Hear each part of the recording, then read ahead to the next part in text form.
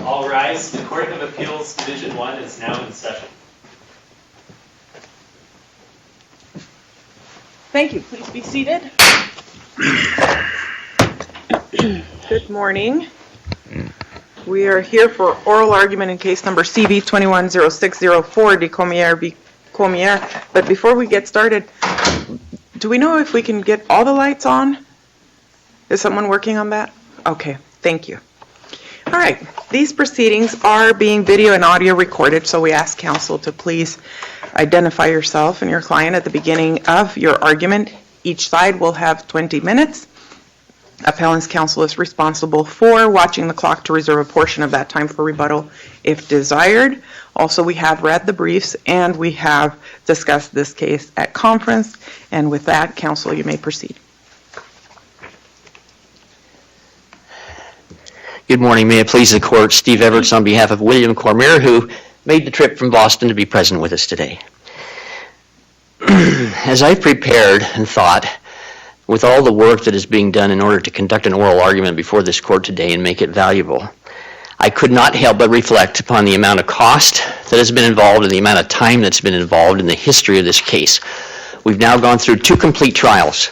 This is the second appeal that we've gone through. The first trial, or the trial I conducted itself, was 4 full days of trial time.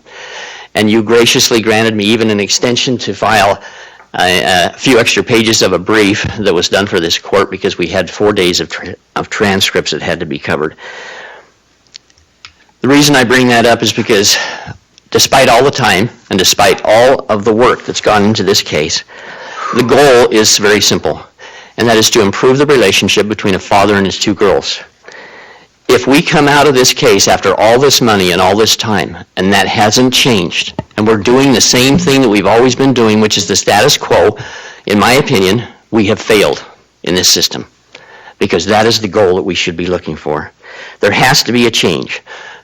You can't keep doing the same thing over and over again and expecting a different result. We all know what the definition of that is. What is the worth of a child to a parent? Unfortunately, I recently had the experience of a family in my neighborhood who lost a son, 17 years old, in a single-car rollover accident, and he died. That family, for the last 2 months, has never been the same. They cry every time I see them on Sundays. They don't show up at different events. They can't speak sometimes. That's what the worth of a child is. And the same thing applies in family law cases when we have to deal with parents and their relationships with their children. Because sometimes, by not having contact with a child who lives half the distance of the world away from you, is the same thing as if they were dead. And I also wanted to mention that it's important to have face-to-face contact with children, not just simply virtual contact. And maybe I can use a perfect example of that for this court. Counsel, if that's the case, why didn't your client take advantage of those opportunities that were offered to him? It is impossible to do it during the time of this trial, Your Honor, during COVID-19. But would face-to-face contact also include FaceTime and... Yes. I mean, in situations such as that. He was participating in some of that during and prior to the time of the second trial, yes. He didn't need to do it, obviously, in the first trial because he was having face-to-face contact with the children up until 2019. Then when Mother moved, he hasn't had face-to-face contact for now in excess of 3.5 almost years with these girls. Counsel, can we talk about the child support contempt issue? Please. And in that case, is that not a matter that we lack the authority to address now? Should it not have been appealed via special action? No, the child support case was actually an issue with regard to the amount of the arrearages because that's what the court was trying to determine. We did not appeal the contempt citation. So it's an issue about dollars, how much money was spent. And that's why we put on the proof of that. It was made clear. Father testified not only about the amount that was paid, we put in the order as an exhibit. We also discussed exactly what the exchange rate was between Dubai and the United States. No contrary evidence was ever introduced, and yet despite all of that, the court failed to enter any findings and decided to punt the ball down the road and have us come back and do it all over again. Yes, sir. Was there evidence about the manner of payment and the tracing of payments, 'cause I didn't see that. And I will admit that in Arizona, we're so used to using the clearinghouse that direct payments are usually just ignored. This decree obviously arose from a different situation, and we can't rely on that pattern. But we still need some evidence to trace the payments. Where would we find that? Well, I think that the evidence is in the order that was entered in Dubai, which was signed and entered by both parties, which they acknowledged that the payment had been made. There was no dispute in the evidence in this case that the 100,000 AED were paid. No, nobody questioned that. So I don't know about tracing. Well, can we say that all of that was in the nature of child support? That's Yes, what I sir. mean by tracing. That's exactly why. In fact, they waited until, if you remember correctly, the facts in the case are that until after April 1, 2017, the obligation had been satisfied. Going back to my question, though, so what you're doing in essence now is appealing a contempt ruling. No, we're appealing the amount of the payment. I haven't even argued about whether he was found in contempt. The court found that he hadn't been paying his current support at the time that we had our last trial. We're arguing about how much credit should be given for payments that were made in the past, because she made a finding in her order that he was delinquent in the payment of past support, not current support. That's the finding that we're challenging, and the amount that was paid is directly relevant to that. So are you challenging just... the elements of contempt in a setting like this are knowledge of a valid court order, ability to comply, and refusal.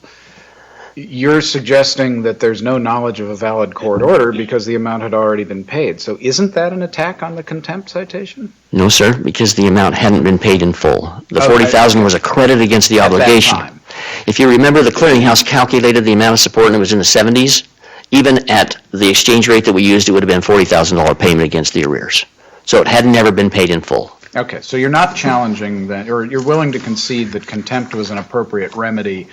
The question is for what? Yeah, I don't know if I agree that it can concede that it was an appropriate remedy, but I'm not challenging that on this appeal. Yes, sir. Fair enough. My goal today is to have this court... Did you have a question, Your Honor? Okay, sorry. My goal in connection with this case, and what we're trying to accomplish here, is to have you remand this case back to the trial court. Obviously based upon the findings of fact that we believe are erroneous, as well as not in conformance with the evidence that was presented.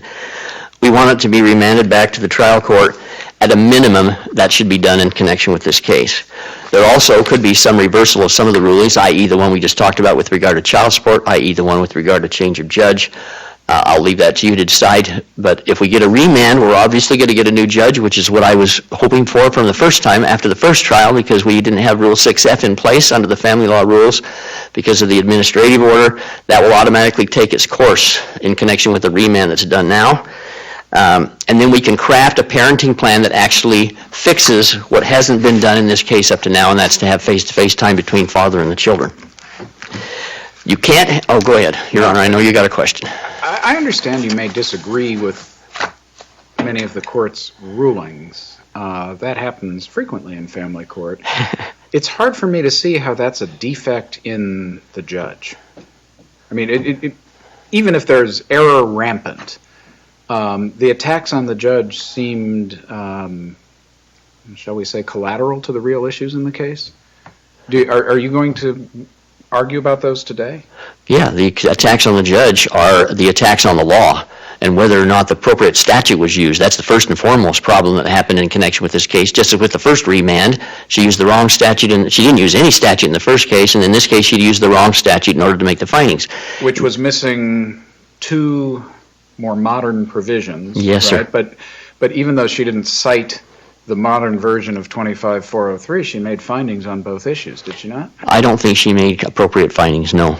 She made a finding that she disregarded what the experts had said, and she made but she didn't make a finding that was clear enough with regard to the evidence that was presented by all the other alienation and abuse issues that we raised, regardless of expert testimony. We cited 35 instances. She made a finding, for example, on significant domestic violence that actually was favorable to your client. It's actually false, because he didn't commit acts of significant domestic violence as found in the first order. She found that there were no significant acts. In the first order, yes, sir. Yeah, which seems like it went your way, and also applies the more modern version of a statute. Yeah, that's why it's so inconsistent with the second ruling where she found significant. And how do we know that she didn't take that significant finding in ruling number 2 in connection with what she did with regard to parenting time? In the second ruling, if she found significant domestic violence, that could have been one of the reasons why she decided to allow the children to remain relocated in New Zealand. That's a problem. And that was the piece of evidence, the piece of the statute from the earlier version until the later version of the statute that was left out. Interestingly enough, in this case, the very thing that we spent most of our time at trial on with regard to alienation and abuse was the piece of the statute that was left out. And she didn't use that when she went through the factors of the statute. She summarized it a little bit later. Obviously, she discounted the experts, and I will say this, based upon their review of the gymnasium video that we had and used in evidence during that time, and she commented on it, and the reason she discounted it is because of the clothing that father was wearing. She did not discount it based upon the acts that were stated, which were clear in there, and if you look at the video, you'll see them, where mother walked into the room, waved her finger at father to kick him out of that gymnasium so he could not have contact. The girls were already there trying to have contact with their dad after not seeing him for months. Okay? So when we get a new judge, then we'll craft a parenting plan. In my opinion, the parenting plan in this case, because of the nature, the distance that was between the parties and the locations of the parties, has to be done in substantial blocks of time. I told the court that when we wrote our closing arguments and proposed findings, because you can't have 4 times a year for 2 weeks, especially at the time of this trial when these facts were in place, and expect that you're going to have any parenting time because the children had to be quarantined or the parent had to be quarantined to and from. And the cost was $7,000 plus every single time they made the trip. That's $28,000 a year. Neither of these parents in this case could afford it. The court said it was impossible, that's the words of the court in the ruling, to have a parenting plan under these circumstances, and she's exactly right because that's exactly what has come to fruition today. There hasn't been any. Her prediction was absolutely accurate, and you can't have a compliance with a parenting time statute for frequent, meaningful, and continuing contact with a parent under those circumstances. It's literally impossible. So when we go back to the trial court... So what's the better alternative? Better alternative is blocks of time. And that was suggested to her. She even suggested, by the way, and postulated when we were there at the second trial, should we have a year of school here and a year of school there? Should we have half a year of school here, half a school year, the school year? Is there any serious argument that it's in a child's best interest to attend half of a year of school in one hemisphere and half a year in another? Well, if you start with the assumption, Your Honor, the mother was the one that decided to move, I guess that's the consequences of her choice. There is an option, by the way. Consequence to be paid by the children regardless of their adjustment? No, you can have the children stay in the United States where they belong in the first place. And let mother decide. Why do they belong in the United States in the first place? Pardon me? Why is the United States so special? That was where this case was brought. That's where mother... This decree was from the United Arab Emirates. Understood. We're dealing with a foreign state and 2 foreign nations. Nobody cares about Arizona. So I'm kind of unclear why the children belong in the United States. Both of these children were raised in the United States, in Arizona, before they went to Dubai and came back to Arizona at mother's own voluntary choice when she left, all the way from 2017 through 2019. Well, that's the past, yes. But at this point, Arizona sort of has legacy jurisdiction, but there's nobody proposing that the children should be here. Correct. We're not asking that they stay here. The distances, the blocks of time I'm speaking of would be between New Zealand and Boston. Right. Yes, sir. And so you're proposing that the trial court was so wrong in not ordering the children to split their school year between New Zealand and the United States that she should even be disqualified from service on the case. That the judge should? Yeah. Well, I mean, that seems like a bit of a reach. Well, if you understand in the first trial, Your Honor, that she didn't even apply the 408 factors, so there was an obvious mistake, because this court remanded it for that very finding. And second of all, because she didn't use the right statute in the same case, I don't think she was qualified. If you want my honest opinion, I don't think she was qualified, and is qualified to make a decision on this particular case. And based upon the rotation system that exists in Maricopa County, she won't be hearing this case now anyway. She also commented on that when she was trying to squeeze this trial into May of 2021 before she rotated and said she would be rotating.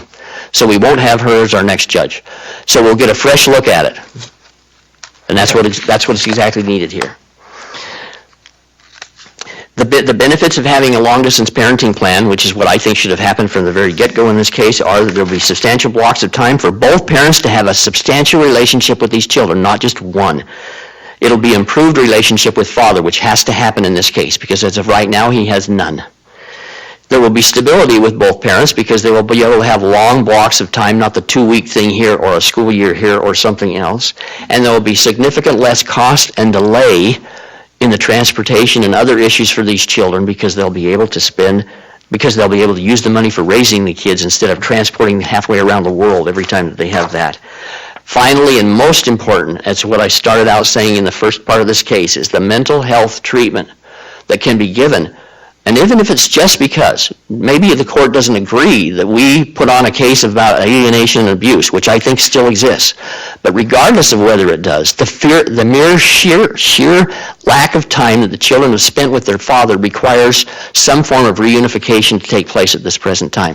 That can only be done if Dad has blocks of time in Boston. And that would be improved, and that is in the best interest of the children. Blocks of time in New Zealand also, right? I mean, the issue is the children and the parent, not Massachusetts. I'm not sure I understand that question, but we're not trying to take the children away from mom, if that's your question. No, it wasn't. My question was if reunification is of paramount concern, that could occur someplace other than Massachusetts, could it not? I assume so. Okay. I mean, in many of my TI cases right now, we do it virtually. In interstate cases, for relocation cases, there are ways in which that could occur. Mm-hmm. But I will say this to the court, that there's no substitute for face-to-face contact with the children. We cannot say, and even Mother admitted in her testimony to me on cross-examination in the trial of this case, that you can't have simply virtual contact and make up for the relationship with those children.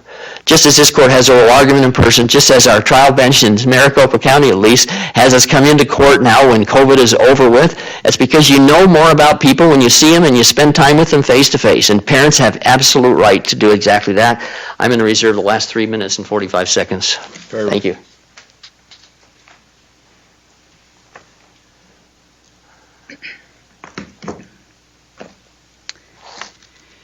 Good morning, Christina Cervone on behalf of Evelyn Decormier, who now goes by Evelyn Esteban. It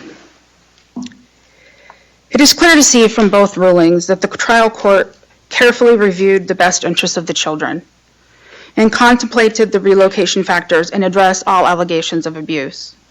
Father is ultimately attacking the ruling to have another chance to argue the case in front of a different judge.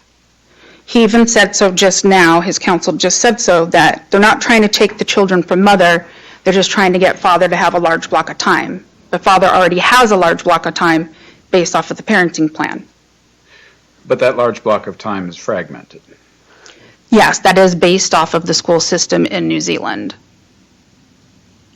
which is common when we're looking at long-distance parenting plans here in the States.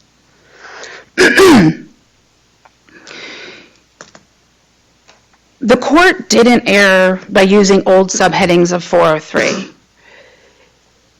The court in its first ruling went through all of the current 403 factors. She left out the relocation factors, which is why it was remanded on the first place, which you don't know. In the second ruling, although she used the older versions for the headings, she still addressed all of the best interest factors that are now in the heading, in the current factors.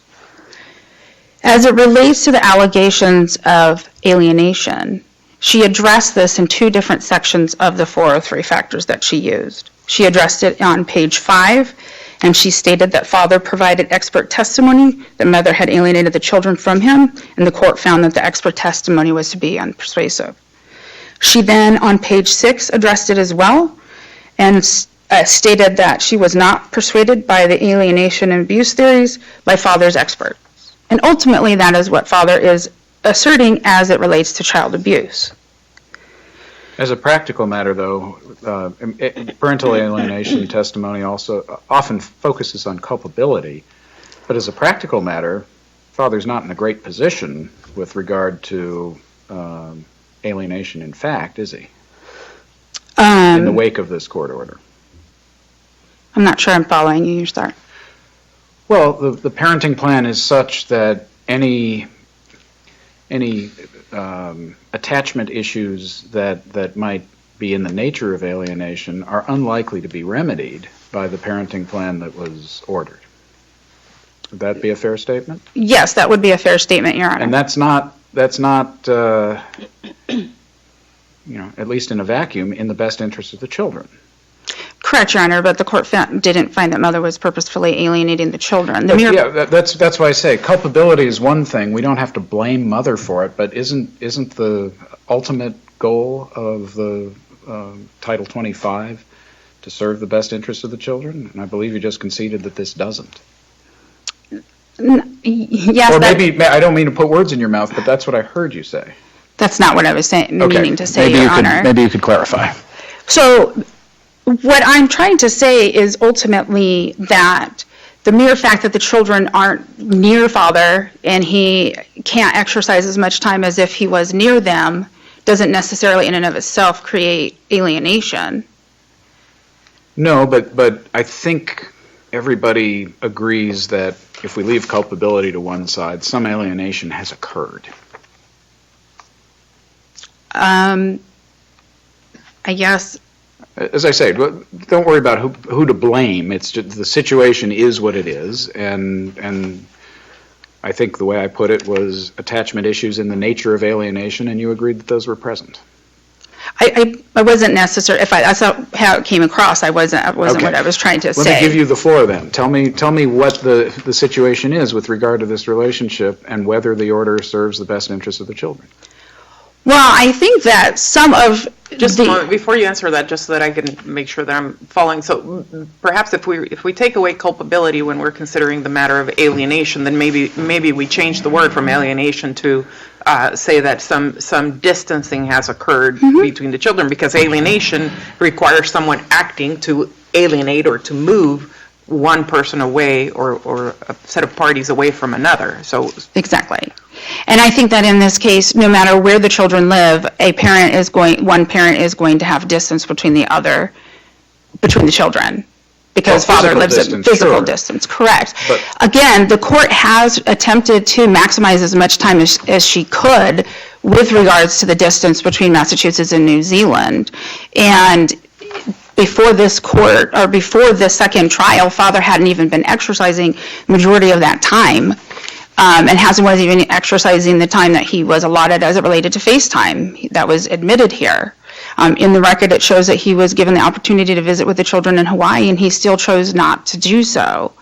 So although there is a distance created because mother moved to New Zealand, father hasn't done what is necessary on his part to ensure that he has a better relationship with his children. And therefore, the mere fact that the court has allowed the children to move to New Zealand doesn't necessarily mean that that's the only reason why there's been a strain on their relationship. Well, I guess I was assuming that as part of my question. There are other factors, clearly, that have caused non-physical types of distance between father and the children. It would seem to be in their best interest to try and remedy that. And this order seems, at best, only roughly calculated to achieve that goal. I believe that the court, based off of its ruling, based off of its finding that father had committed some domestic violence, based off of the school system in New Zealand, adequately adjusted the parenting time to the appropriate measure and to the best of its ability. I don't think it is in the best interest of the children for the children now all of a sudden to be taken away from mother and be forced to spend school in Massachusetts. They have no connections to Massachusetts except for father. They've lived now several years in New Zealand. If this case is remanded, well, I think your colleague just conceded that they're not trying to take the children away from mother.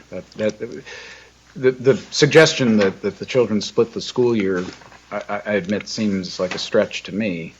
But if the idea is not to take the children away from mother, then I don't know that you need to even argue that point. So I guess where I'm confused by the statement that he is not trying to take the children away from mother, then I don't understand then why we're here and what other parenting plan could be put into place that would improve father's relationship other than what has already been put into place. I suspect we're going to hear an answer to that in about 12 minutes. Okay. And the question for us really as an appellate court is to determine whether the plan that was put in place whether the court engaged in abuse of discretion in the determinations that it made, not whether it's best for the children to be in the States 1 year and in New Zealand 1 year to craft a parenting plan here now, just really to look at what's in place and say, was it an abuse of discretion? And I don't believe it was abuse of discretion because I think she utilized the best parenting plan that she could based off of the situation. I do believe that she's addressed every single factor that she needed to address. I believe that she addressed all of the allegations regarding the allegation of alienation and child abuse. I believe that she thoroughly went through the record and followed what she felt or found what she felt was appropriate. What do you say about the change in the finding from non-significant to significant domestic violence? Well, I think it's not uncommon that when a child rehears evidence or hears evidence again, that they have the opportunity to change their mind. So you think, was there new evidence? Or did the court simply change its mind? Well, I think that there was, to be honest with you, I'm not sure, Your Honor, if there was exactly new evidence as it relates to father's acts of domestic violence against mother. However, I don't think it's uncommon for a judge to potentially change their mind when they hear other factors and other evidence. The court did say that it had changed its view given mother's and her witness's testimony, their focus on what was best for the children long term, and their regular prompts to the girls to maintain contact with father. So just looking at the evidence in a different way. Correct.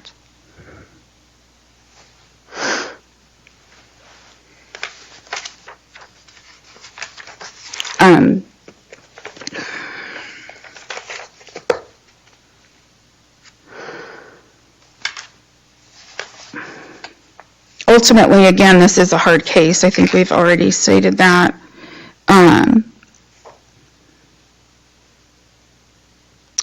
As it relates to the child support order and the contempt findings, I believe that the court can't review that. I know that father here is conceding or is basically saying that he's trying to have the court review as it relates to the allegation of arrearages.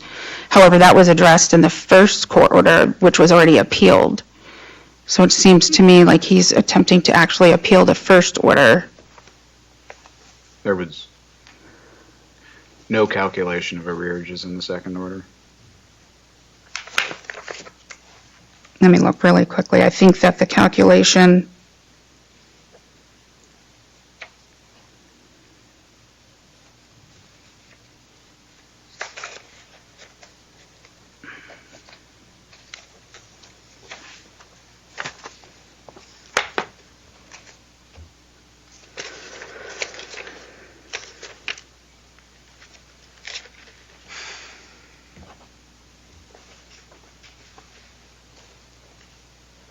I don't believe that in the order there's any calculations, no. I don't see it.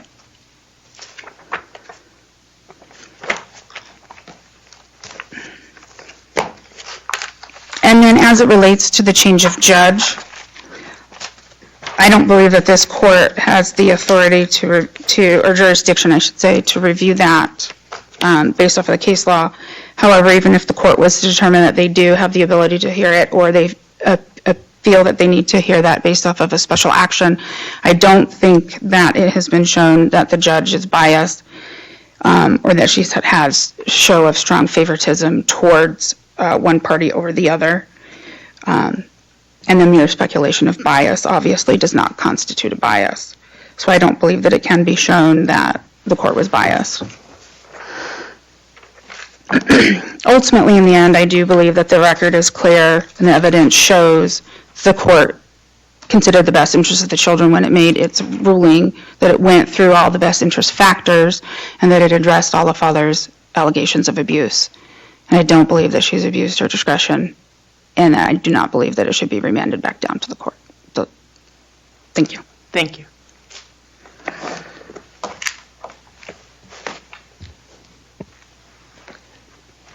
I'll try to answer a few of the questions that have been raised in the opposing counsel's presentation. First of all, I'll take an easy one. The court didn't change its mind on significant domestic violence. It made an error in the second ruling about significant domestic violence because it awarded equal time and equal legal decision-making in this case. You can't do that if you have significant domestic violence. That change that was related is only with regard to the alienation and abuse issues. It didn't have to do with domestic violence, and it didn't have to do with a change in the significant nature of it. That's why we can't tell from the second ruling whether or not the court took that into consideration or not when they did the parenting plan that they did. I want to address the parenting plan. Well, let's talk about that for a second, because Yes, sir. You may be right that is sort of per se legal error to award joint legal decision-making with that finding. But what's then the remedy that would benefit your client? Because based on that finding, one possible answer is, well, we have to vacate the joint legal decision making because father's not entitled to share it. And I know that's not what you're arguing for. No, sir. but how does it play out then under your theory?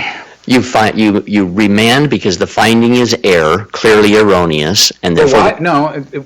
To find it clearly erroneous, we would have to find that no reasonable decision maker could find as a matter of fact that had occurred, which is a pretty extraordinary ruling from an appellate court, and as far as I can tell, beyond the scope of our ability to do from this record. So we can't say the finding was clearly erroneous. What we can say is that the application of law to fact was erroneous. I will agree with that. You made that argument. You brought it to light. And so then the question is, how do you want us to address that error in a way that benefits your client? Well, if you're saying to me that you can't remand for significant finding without vacating the order on joint legal decision making and equal parenting time, since it hasn't been done and mother hasn't allowed him to make any decisions anyway, you're not changing anything that's already taking place. So I'm okay with that. But I will tell you that in a remand, and both of these trials held that he had joint legal decision making, there's nothing that's occurred which would have allowed us to now make a finding that he shouldn't have joint legal decision making and equal parenting time. If you remember in her ruling in New Zealand, it even says if he moves to New Zealand, he can have an equal time sharing arrangement with the children. You wouldn't have that if you had a significant domestic violence case. And you can't get it under 25, whatever the domestic violence statute is, 406A. You cannot give joint legal decision making if you have significant domestic violence. So back to the question, then how does it play out? Then you're simply just requesting that the matter go back and that the court hear evidence again? Absolutely, because I think we need to make Not necessarily that there be a correct application that says if the court factually has found that there is significant domestic violence, then that he be deprived of joint legal decision-making authority. No, I think that the finding of significant domestic violence is a clear error because it's inconsistent with the ruling internally in and of itself in the second ruling, and therefore I think that it should be remanded. Or it could be that the ruling is clear error and the finding is something we can't disturb. But I guess if I hear your argument, you're saying these two things are so remarkably inconsistent that there's no final result we can prescribe at the appellate level, so it's got to go back anyway.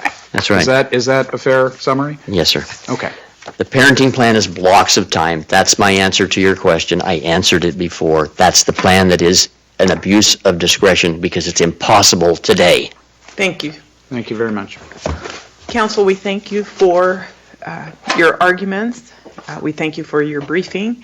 This matter is now taken under advisement and we will issue a written decision in due course. We're adjourned.